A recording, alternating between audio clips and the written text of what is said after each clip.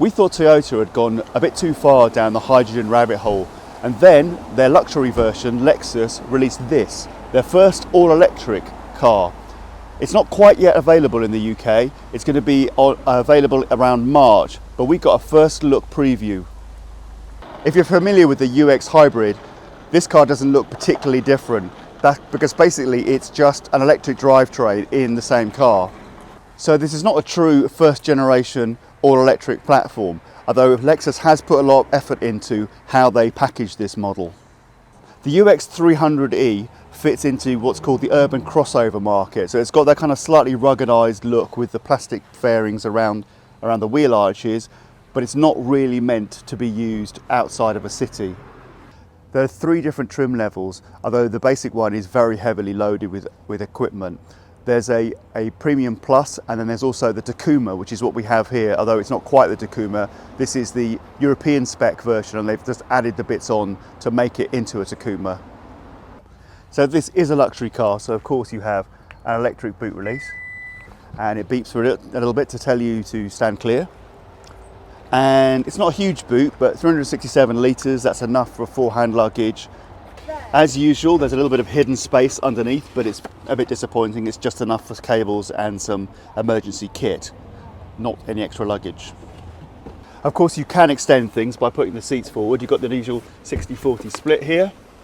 And as you can see, if you use that, you do get quite a sizable area for extra luggage. So if you did need to nip to IKEA, plenty of room, maybe not for a chest of drawers, but certainly a few DIY bits and pieces. So when you sit inside this car, that's when you realise this is a Lexus, because it's a really nice place to be. It's luxurious, the seat is super comfortable, everything just feels like it's been given a very heavy layer of quality. The steering wheel just feels nice in your hands. If you don't really like the Spartanness of a Tesla interior, you're going to like the fact there's buttons everywhere. There's buttons here, there's loads of buttons on the steering wheel. You get proper stalks for the windscreen wipers and the lights, and get a full set of buttons for the air conditioning. As you can see, it's multi-zone, so the driver and passenger can have different temperatures if they so wish it. So you've got a thing that's a bit like a gear stick for selecting reverse, neutral and drive, and then you pull it back to get the extra braking version. And then you have this thing that's a bit like a mouse pad. Now that operates the screen that you can't see in the shot right now, and you've got the menu buttons. You can call up the map. It's actually quite intuitive to use, although you have to realise you actually have to physically press it, not tap it, to make it select something on the menu. There are some separate controls here for the volume control on the radio, and choosing media devices and tuning as well. So you get a cubby here for storing stuff. You can put a wired mobile phone here. Get a couple of cup holders here in the central console as well, and there's not on the standard version, but in all the extra packages, you get a Qi charger here with an actual power button to turn on whether it's operational or not.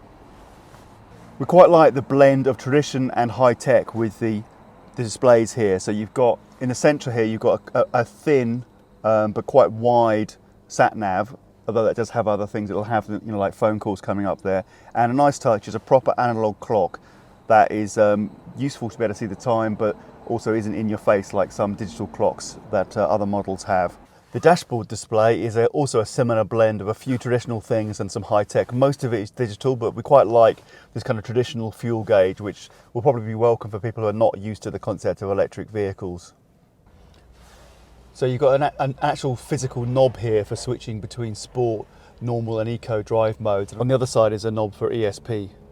So with the driver's seat set for an average person like me, there's not a lot of knee room in the back, but because this is quite a tall car, there's still plenty of headroom.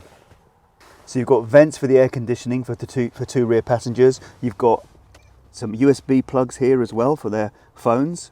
And on this particular version, this is one of the premium features, you've got rear heated seats as well. Although there is a seatbelt in the middle, you'd probably have to be quite skinny to sit in this seat, so this is kind of more like a 4-seater than a 5-seater. So although this looks like an SUV, it's actually just a front-wheel drive car, so all the electronics are in this front here where you'd normally find a petrol motor. With 17-inch wheels you get 196 miles, but with 18-inch wheels it's 190 miles, and that's probably the most significant drawback with this car. That's probably going to put some people off thinking that it's the car for them because it's not quite enough for those really long trips. But that was a very specific decision that Lexus made with this car, where they wanted to make something that was urban but didn't have so much battery that it was heavy and expensive. So this European model has, on this side, the Type 2 charger for your AC charging. And on this European version, we have CHAdeMO here for DC charging. We quite like the way this thing starts up.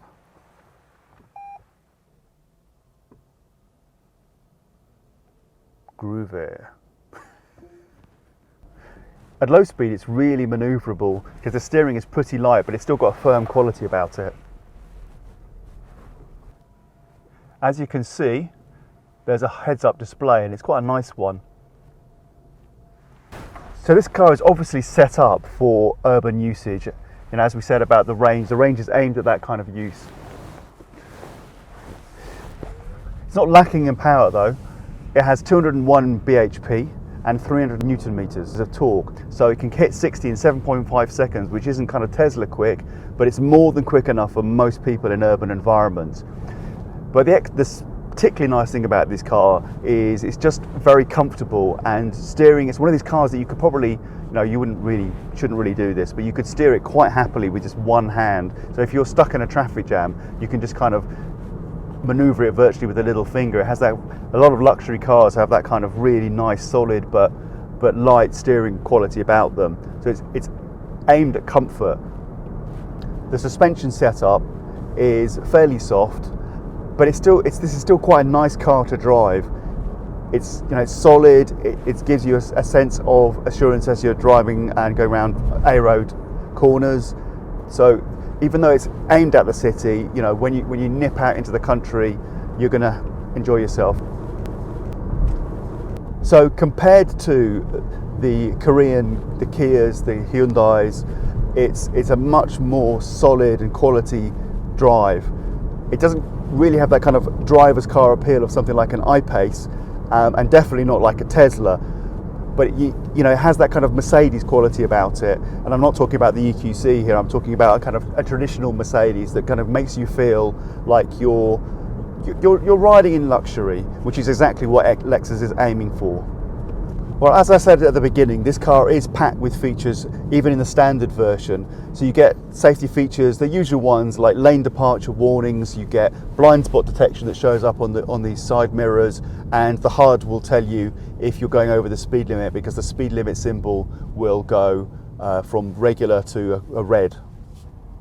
So the basic model is just a smidgen under £41,000, which is a little bit more expensive than a Tesla Model 3 Standard Range Plus. So it seems like it's not quite such a good deal. However, one of the things that Lexus wanted to point out was that because of the high residual values of a Lexus in general, this car is cheaper to lease. So you actually save about £100 a month on a standard business lease on this car. So if you bought it in that way rather than outright, it could actually be cheaper. So Lexus is very keen to position this head-to-head with the Model 3, and of course, as we keep stressing, it doesn't quite win out on range, but it does win. If you prefer a more standard luxury car interior, then it really delivers on that side of things. One thing it can't touch is Tesla performance, obviously, so this car is nowhere near as quick as a Model 3, but then again, if you're driving around town, that might not be your priority. So this car will top out 100 miles an hour with a 0 to 60 of 7.5 seconds, which is way behind a Model 3, which is more like 140 miles per hour top speed, and 0 to 60 of just a little bit over 5 seconds. So on a home charger, this car will take just over 8 hours to fully charge, and 50 minutes if you do a quick charge to 80% on a DC charger. But one of the points that Lexus, again, is trying to illustrate with this car is that they've got a charging network. We did a news story on this a few weeks ago, and they've partnered with the DCS network, and so they're hoping to give you a wide range of chargers in the UK and across Europe, and also they're working out a way to get a cheap charge point installed in your house as well to go with this car. So you've got a very plush 13 speaker sound system, and of course Apple CarPlay and Android Auto. So getting back to that kind of round town aim for this car, it's got a pretty tight turning circle, maybe not as tight as the Honda E, but also you get a nice little reversing camera, and of course a top-down 360 view to help you get perfectly in that space. One thing you'll notice while I'm reversing is it's got quite a unique, not particularly obvious, but certainly a unique engine noise. So there you have it, the Lexus UX300e. It's not perfect. The range means that it's limited to certain types of application, but it's really luxurious and a nice car to drive, meaning it will find a market.